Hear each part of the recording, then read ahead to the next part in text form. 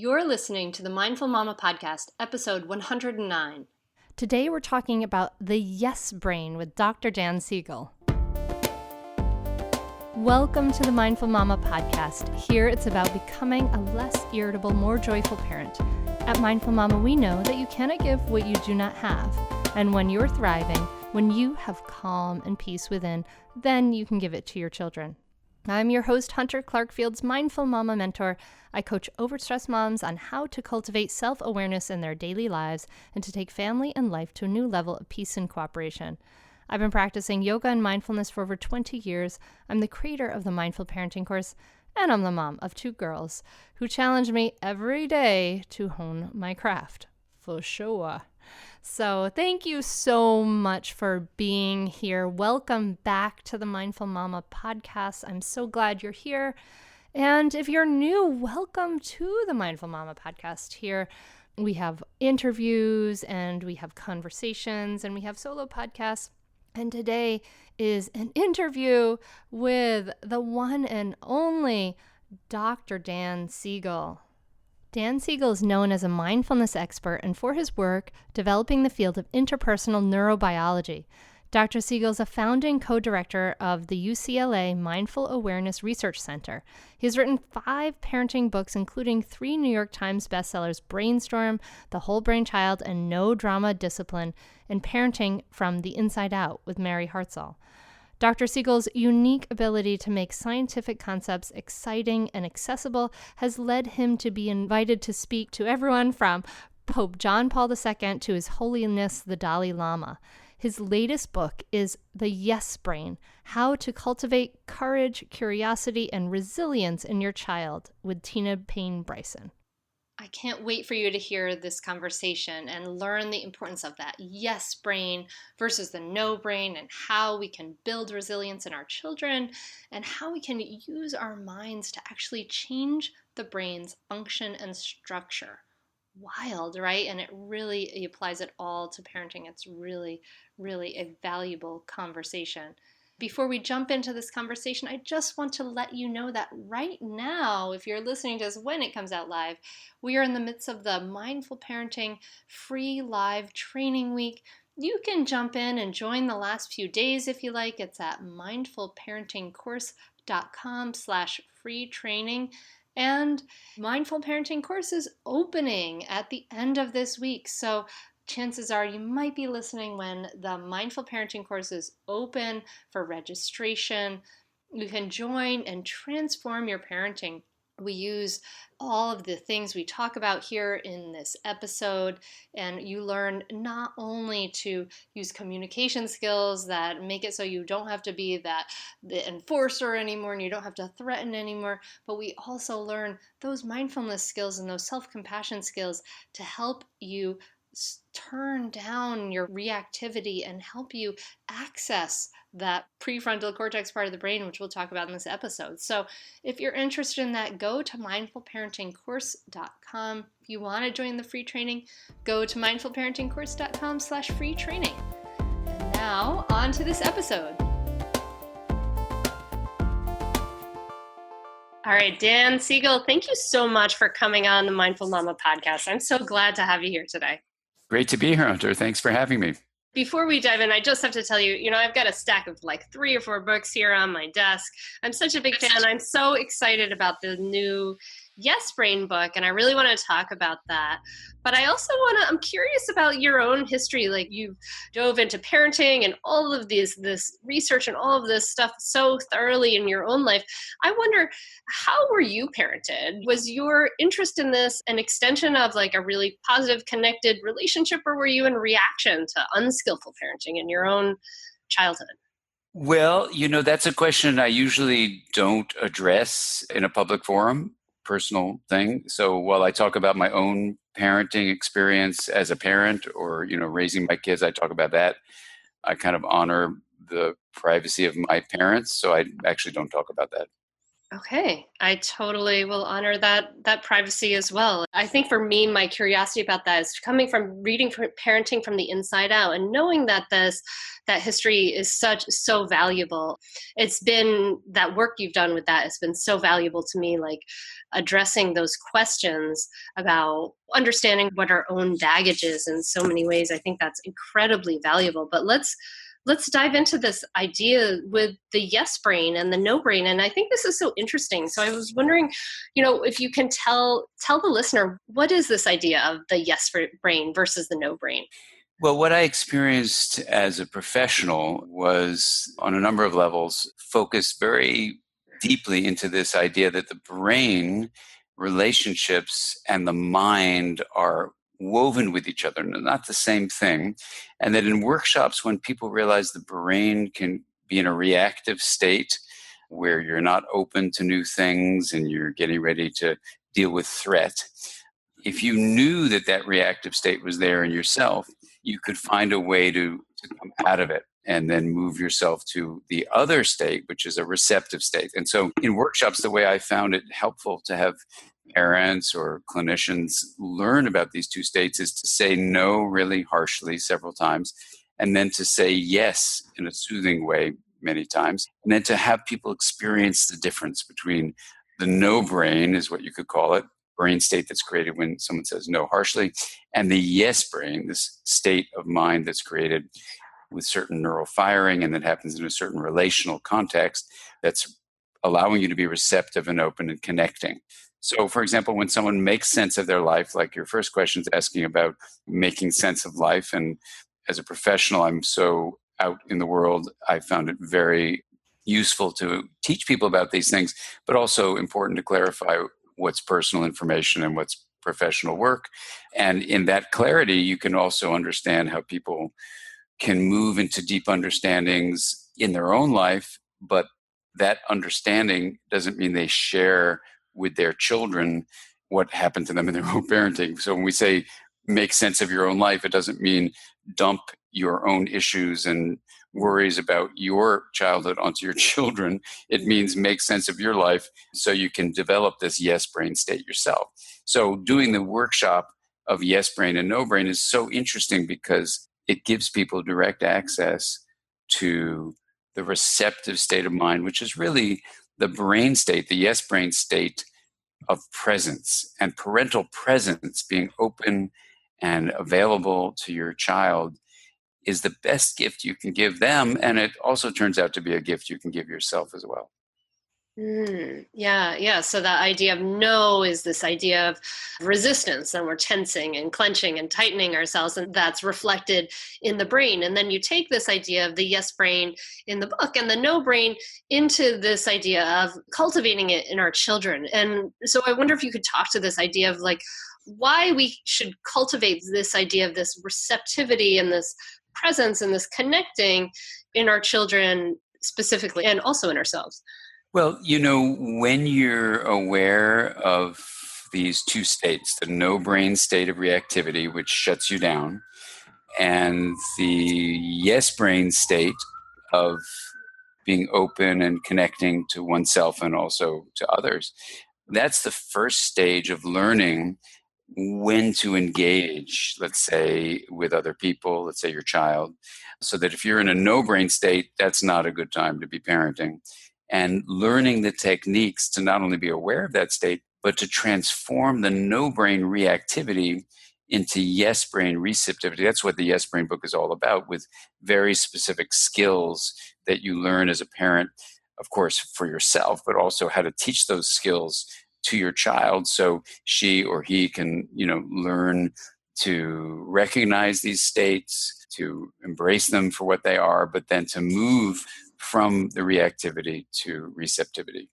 Thinking about the listener who's listening and saying, well, I've got this like 2-year-old that's saying no to everything and all of these things are driving me crazy. And I don't want to be receptive to my child, like not wearing shoes to school or deciding to throw their stuff all over the floor. Like, what do you say to that parent who's saying, like, who's really questioning this idea of being receptive and how that plays out in sort of the nitty gritty of parenting life?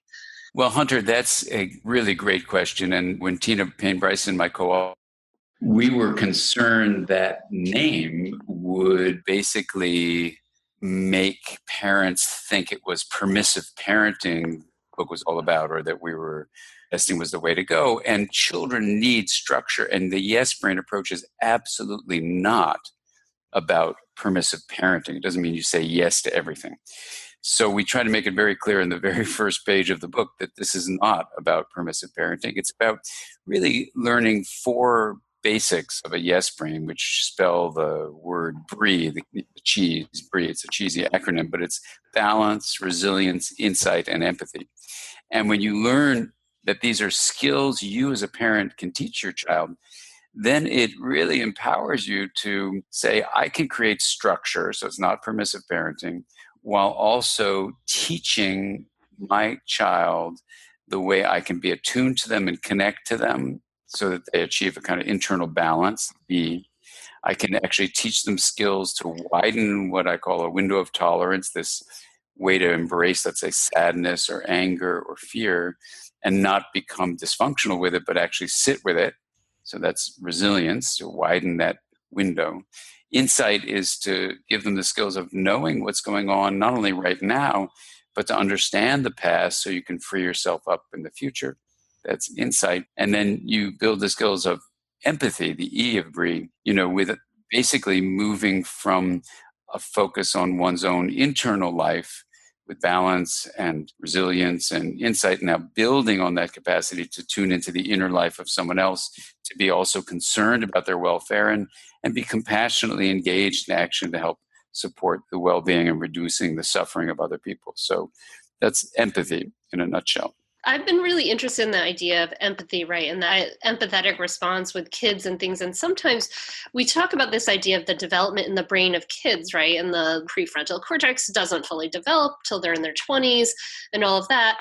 And yet maybe these are kind of the seats of these things, right? Isn't the seats of empathy and insight and all those things. So how young can kids develop some of these things if their brain is still physically developing this capacity? Well, I think the first place to start with that really intriguing question is to say that the brain is developing based on 2 things. One is genetic information that forms things like our temperament and some of the timing of how we develop. And the second thing is, the experiences we have. And those, because we're social beings, are dominated by our relational experiences. And so you as a parent can't do much once you've picked the sperm and egg that are going to form your child. There's not that much you can do with their genes. So that's going to be something that makes every child unique and different. But the experiences you can influence include how you tune into your child as early as, when they're first born. So tuning into their internal state, not just responding to their external behavior, but tuning in and speaking about the internal life of the mind. We can just call that a reflective dialogue. That actually encourages the development of the child's own reflective skills. And skills are really what we aim to develop as parents. So all these things begin really from the first days of life. So my own kids, my in-laws would say, hey, don't hug your kids. You're going to spoil them. And they were just 4 weeks old, and I would say to them, and as an attachment researcher, actually, you can't spoil a child in the first year of life. The research shows the more you hug your child and give affection to your child, actually the more, and I don't usually use this word, but self-reliant. I don't like the word self used that way, but the more kind of at home in their own skin and feeling at ease and clear and able to have this balance, resilience, insight, and empathy. All those yes brain skills happen when we give affection to kids. So it happens from the very beginning is the answer to the question. Yeah. And you're talking about that idea of that just reflecting back their emotional state we can do that from the very beginning, but that's part of what helps to bring them into, you talk about the red zone, the green zone, the blue zone. Maybe you should explain what that is for the listener. Yeah. So what's really interesting in terms of like thinking about your own brain, you may notice as Hunter and our listeners may appreciate this too, is that there are kind of 3 places we can get into in our lives that are remarkably consistent across individuals and even within an individual. And those are times when you're chaotic, where things are really flooding you and intense and very difficult to predict. So we can use the word chaos.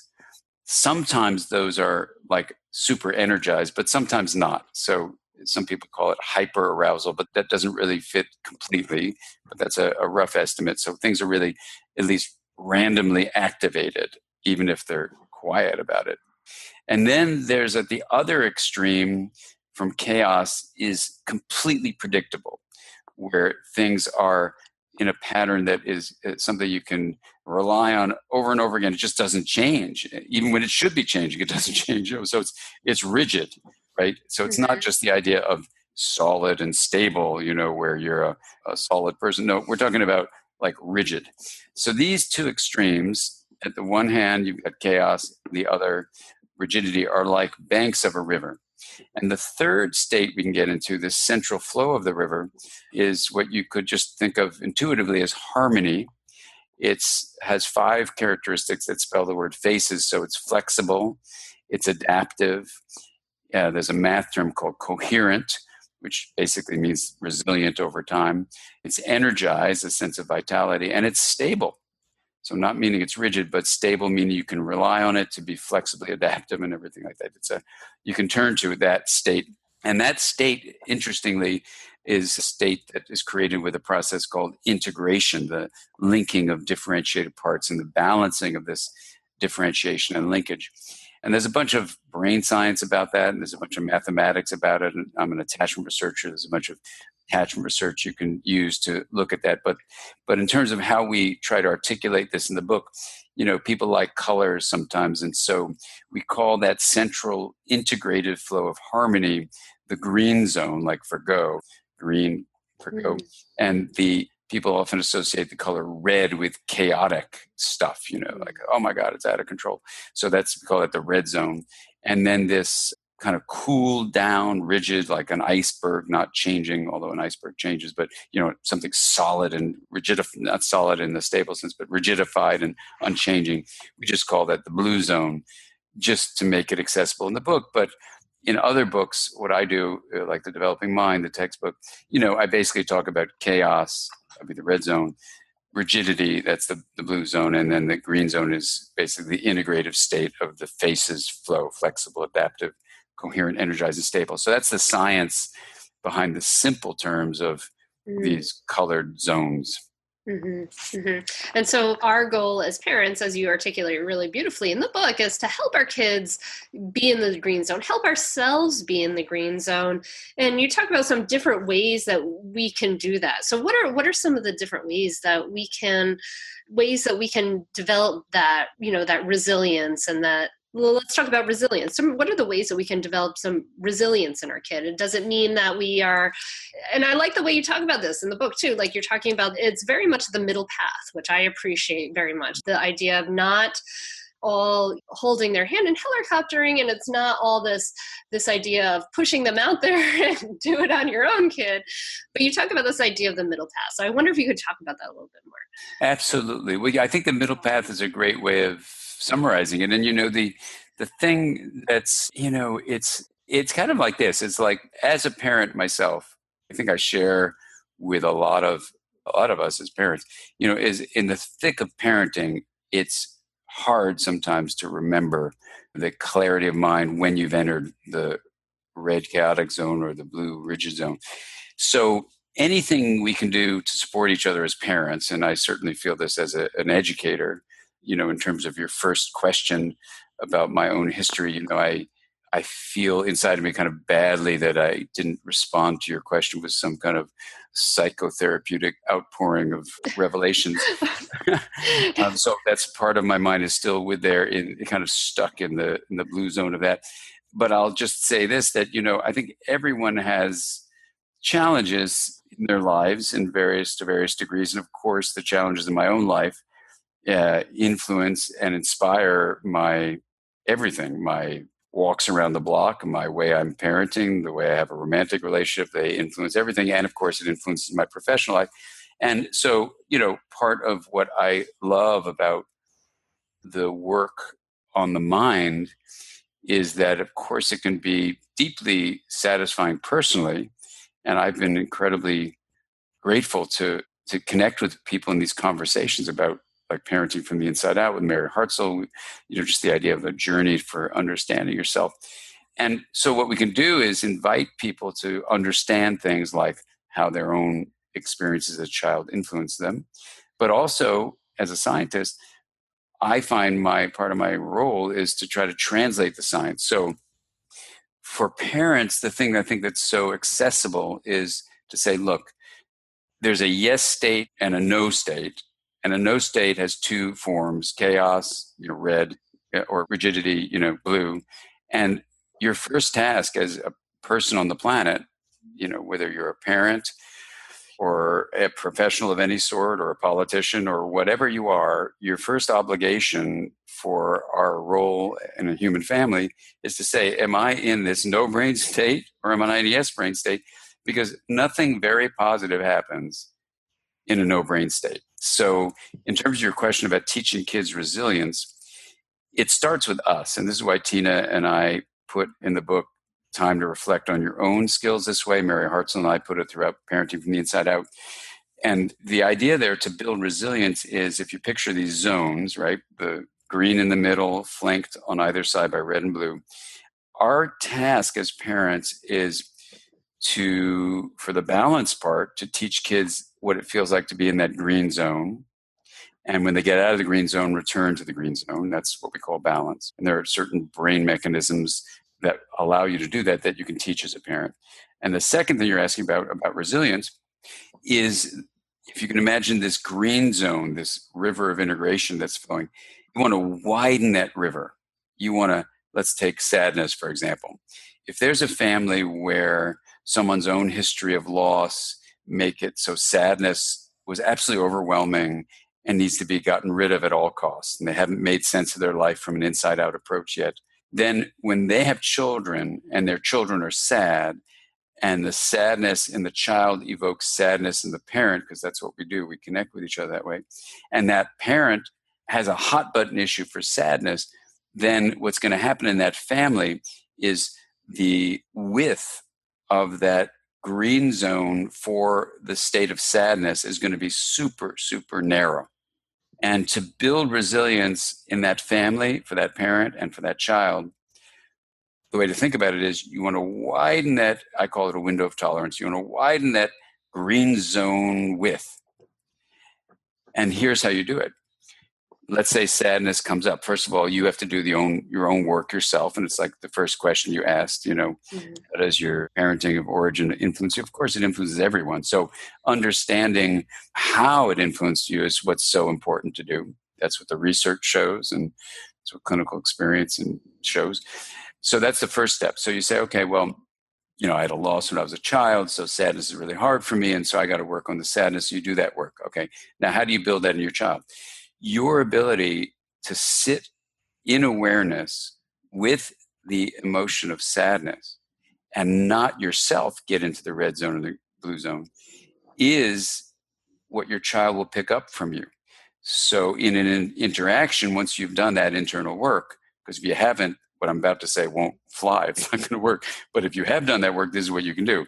Your child falls down and hurts themselves and feels sad that they can't go ice skating now because they have a bloody knee, because they scraped their knee hiking on a path or something. Or, a friend doesn't come over for their birthday party because the friend has the flu. Whatever the sadness is evoked by, and your child's going into the red zone. So some parents, what they do, and this we would call a no-brain approach, is yell at the child for being upset and sad at a friend who had a flu and say, that's stupid, your friend didn't cause the flu, and don't be a spoiled brat, or something like that. Mm-hmm. Or, let's just stay with that example of the flu, or the child would just start sulking in the back. Maybe wasn't really screaming and crying in a red zone state, they were in a blue zone state and rigidly not interacting with the other friends at the party. So what that tells you is that your child has left the green zone of integration, and they can't embrace this emotional state of sadness. Now, at that moment at the party, you'll just do what you need to do. But in general, if you're going to build the skill of resilience, you would want to have an experience. You could probably do this at the party too. You'd want to sit down with your child and say, tell me what you're feeling.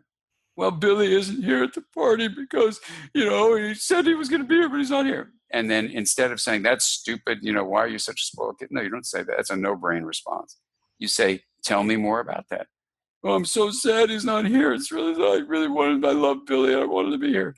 And so with a practice we call the wheel of awareness, you say, yes, of course, you're sad that Billy's not here because you so love Billy and you wanted him to be here. Yeah, that's right. So you're naming the feeling of sadness. And then you're saying, let's just sit with the sadness. So you're not giving him a timeout and you're not yelling at him and you're not telling him he's stupid for having this feeling, which a lot of parents do. You're saying, tell me more about that feeling.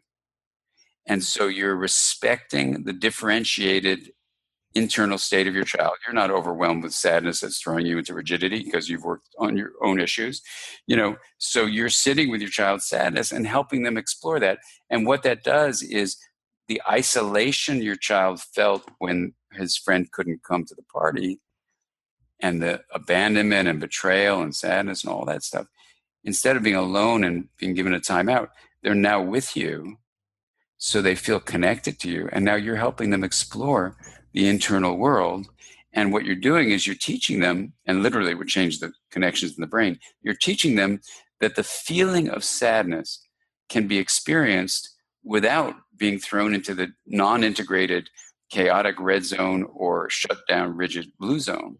And you're literally widening the intensity of sadness that they can allow themselves to become aware of without becoming dysfunctional. So he can say, I was really sad that Billy didn't come, and I also love Billy and I hope he gets over his flu because I can't wait to show him all these fun things we were doing at the party when he's better. Yeah. So that your child's feeling seen. It's all about healing through that relationship. If you've done that healing work in yourself, so you can be non-reactive. It's like healing through that relationship. I'm seeing you. I'm hearing you. I'm there to be grounded when you're not. Exactly. Yeah. And that gives you, Hunter, it gives you as a parent, is what Tina and I try to do in the book. It gives you very specific skill building practices so that you see parenting as an opportunity, of course, of seeing your child, of soothing your child, of keeping your child safe so they're secure. That's all beautiful and powerful stuff. You're also building skills. And when you see parenting as a skill building opportunity, you actually see what are sometimes the hardest challenging moments as actually those moments that invite deep learning of skills. So it's a really fun turnaround so that we see a lot of parents who felt burdened by their parenting role, who felt confused about what to do. And, whether it's a whole brain child or no drama discipline or yes brain or, that I did with Tina or parenting from the inside out, all of those books, or Brainstorm even, all of these books are trying to empower parents to learn just a little bit of the basic established science that is often not talked about. So that, as Louis Pasteur said, chance favors the prepared mind. You will, as a parent, learning these yes brain skills, have a very different and empowered way to approach your parenting. Yeah. I mean, I couldn't agree more. I mean, I have to share with you, when my daughter was really little, my baggage that I had left over was a lot of anger. And when her anger and frustration arose, I got angry at her for being angry, which makes so much sense. But It was just like, it was ridiculous, and I knew it was harmful and I knew it was ridiculous. And I did a lot of work to work on that myself. And I wonder about that because it's interesting, because I've seen her now that she's 10, I've seen huge transformations in her. And I think I've definitely seen her window of tolerance widen.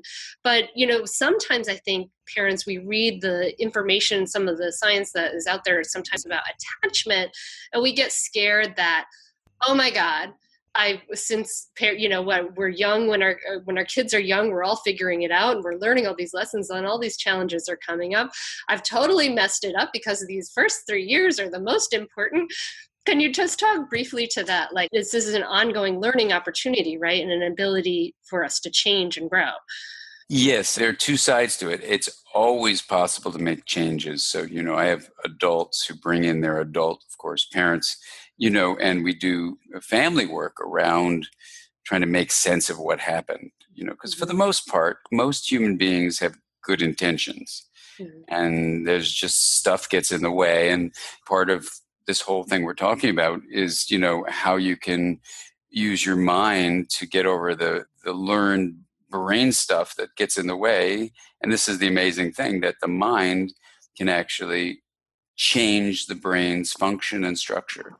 So it's a very exciting moment. And so you're talking about, in your case, that anger was a leftover issue, and that then, of course, became an issue for your daughter, because that's exactly what happens. It's very powerfully described in your example of yourself. And what it invites us to consider then is that, and this is why I never would have written a single parenting book had I not written in Parenting from the Inside Out first, because it's exactly what you're saying. Doing the internal work first is what's necessary. And, a lot of parents don't want to hear that. They don't want to do that. And they want to say, help me fix my child, or tell me just what to do. But in fact, it isn't so much about the doing, it's about the being. Like, who are you as a person, as a parent? And so that's the inside out, parenting from the inside out approach. And once you embrace that, then all the strategies of integration we're talking about here, like, for example, the yes brain approach, then you start applying those just as you're saying. But no matter how much you might do that, if you don't take the time to say, hey, anger is an issue for me, and you start yelling at your child for being angry, you can see the vicious cycle that gets into. And so in terms of your question about the timing, yes, earlier the better, for sure, but it's never too late. And the second thing is, there's no such thing as perfect parenting. So being kind to yourself and realizing we're all human and make bloopers. That's why I always put, with my children's permission, or in the old days when they were giving me permission, I would always put times when I really messed up as a parent. It was my error and then my effort to make a repair. And I really feel it's crucial for any parent to realize that you're doing the best you can, and you can learn strategies for deepening your own self-understanding and how you make a repair with yourself and with your child when things don't go as well as you hope they would. Daniel, or Dan, do people call you Daniel or Dan? My mom calls me Daniel when she's mad at me. Okay, so I won't call But most people call me Dan, and my friends from high school call me Danny. All right. Depends on what mood you're in. I can't thank you enough. I really admire your work, and it's really, I feel emotional because it's really made such an incredible, heartfelt difference in my own life. And I've been sharing your resources with so many of my clients, and in the mindful parenting course that I teach, I share these resources. And this work, I feel like I just want to thank you, because the work that you've put out there has made an incredible difference in the world, with the clarity and the insight and the ways that you get across these ideas that can be very complex in such an accessible way. It makes a huge, huge difference to so many people, and it's making incredible ripple effects. So I'm just so grateful for this work that you've done. Well, thank you, Hunter. Thank you. It's an honor to be here with you speaking about it. And I'm very grateful that it's of service to other people, and that means everything to me. So thank you so much. Yeah. And so, people go out, listener, please go out and get the Yes Brain. It's great. Definitely read Parenting from the Inside Out. Obviously, it's a great resource. Is there any other ways that you'd like to direct people to find your work, Dan? If you want to go to my website, drdansiegel.com, DRDANSIEGEL.com. We have got a bunch of things you can do for parents. There's all sorts of, if you get interested in this stuff, there's in-person things, there's courses you can take, it depends on your style of learning. So I try to do all these things as audiobooks and video programs. And so whatever fits with who you are, we try to make those kinds of things available to you, and just check them all out on our website. Thank you so much, Dan. I really, really appreciate it. A pleasure. Thank you so much, Hunter. It's an honor to be here with you. Thank you so much for listening. Don't you love Dr. Siegel, and his way of putting things so clearly and beautifully is amazing, and I'm so appreciative for this conversation. If you want to learn more, if you want to implement the stuff we talk about in this conversation, go to mindfulparentingcourse.com. We are opening the course for registration. It'll be open for a few weeks. And if you are able to jump into the last few days of the free training, go to mindfulparentingcourse.com/free training. But check out the course because these are relationships for life, right? And, we can't help our reactivity and this is our biology, but we can do something about it. It's there. These are the cards we are dealt, but we can change. We can use our mind to change our brains, just as Dr. Siegel said. So learn more about it over at mindfulparentingcourse.com. As always, if you have questions, send them over to me, Hunter, at mindfulmamamentor.com. And I really appreciate your ears today. I hope you enjoyed this conversation. Please share it around with your friends. It's eye-opening, right? It kind of changes the way we look at things. So please do that. And please have a beautiful week. Take care of you. Create that peace and groundedness in yourself. And I'm so glad to have been able to connect with you. I really love the way that, we get this intimate connection through the podcast. I really appreciate you there on the other end. I feel your presence and it makes it incredibly valuable for me. So I hope to connect with you over the Mindful Parenting course. And I wish you a really beautiful week. Namaste. Are you frustrated with parenting? Do you want to practice conscious, compassionate parenting, but you don't know how? It's not easy, and there's no roadmap for this. Until now. I'm Hunter Clark-Fields, creator of the Mindful Parenting course, and I know how frustrating it is because I've been there. I struggled as a young mom, and when I found myself yelling and triggered by my child, I knew there had to be a better way. And there is.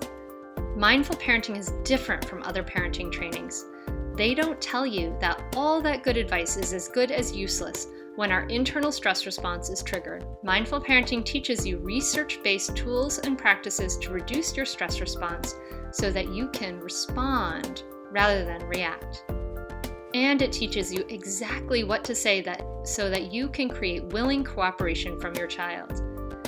You can learn more and enroll at mindfulparentingcourse.com. And you can join us for a free live training where you'll learn why your kids don't listen to you, what punishment really teaches, the parenting truth that every pediatrician gets wrong, and the hidden myth that undermines your parenting. Sign up now at mindfulparentingcourse.com/free training. That's mindfulparentingcourse.com/free training. I'll see you there.